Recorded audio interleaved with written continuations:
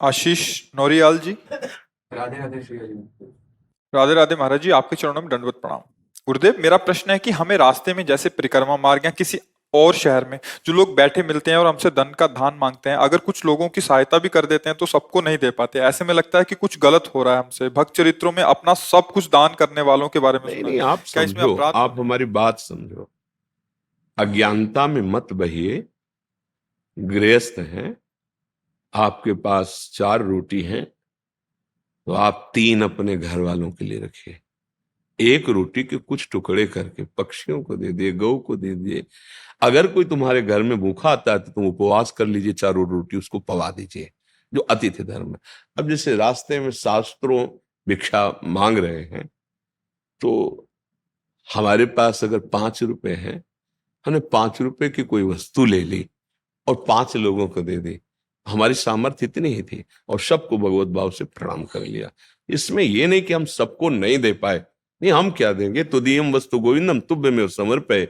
आपने जितना दिया है और जितनी प्रेरणा की उसके अनुसार कर दिया है।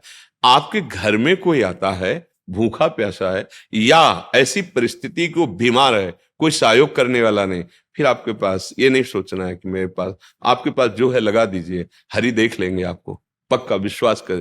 पर ऐसी पद्धतियों में हो सकता है वो आपसे मांग के शराब पिए जाके, हो सकता है उसका कुमार्ग में प्रयोग करे। तो धन देने के लिए, जहां भी विदुर जी ने वर्णन किया है विदुर नीति में, महाभारत, धन देने के लिए सत्पात्र का चयन करना चाहिए। ऐसे धन नहीं देना चाहिए, सत्पात्र का चयन। जैसे वैश्यानृत्य करे, आपने धन दे दिया, न इस लोक में न परलोक में, कहीं नहीं मिलने वाला, व्यर्थ चला गया। भगवान की चर्चा हो रही, भगवत भक्तों का समुदाय है, आपने यहां भी सुख और परलोक में भी। सत्पात्र देखना होगा। ऐसा नहीं कि कोई मांग रहा है हम उसको अर्थ दे रहे हैं, नहीं। अर्थ देने के लिए पात्रता, भोजन देने के लिए पात्रता की जरूरत नहीं। सबके हृदय में भगवान बैठा हुआ है। वो आप कुत्ते को भी दो, पशु पक्षियों को भी दो, संत महात्माओं को दो, कोई भी भूखा प्राणी नजर आवे, बहुत सुंदर बात है। आपके पास 4 रुपए हैं, उससे कुछ खरीद लीजिए और उसको पवा दीजिए। एक को पवा दोगे तो विश्वम्भर भगवान सबके हृदय में बैठे, आपकी सेवा बन। सारे विश्व को तो विश्वम्भर भगवान पवाते, हम तो पवा ही नहीं सकते ना। हाँ, पर एक के लिए हमारी जेब में सामर्थ्य है तो हम एक को पवा दे।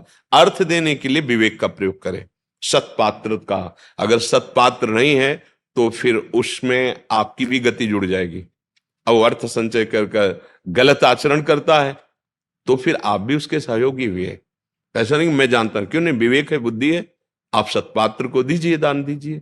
जहां आपको हृदय से लगे कि यहां सत धर्म में प्रयोग होता है वहां दीजिए। नहीं तो छूट है, आप भोजन ले लीजिए, आप दुकान से मीठा खरीद लीजिए, जितनों को पवा सकते पवा लीजिए। सबके हृदय में भगवान है, गाय पशु पक्षी, किसी भोजन के लिए पात्रता देखने की जरूरत नहीं।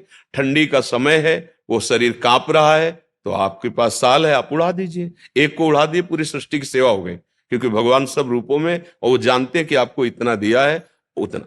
परिवार भी तो है, वो भी तो भगवान का दिया हुआ है। ऐसा तो नहीं है कि उनकी सेवा छोड़कर हम बाहर लुटा दें। वो बाहर के लिए तो और भी रूपों में आएंगे भगवान सेवा करने, लेकिन तुम्हारे घर में केवल तुम ही रूप में हो, वहां नहीं आएंगे और रूपों में, क्योंकि केवल पर्सनल तुम्हारी सेवा है।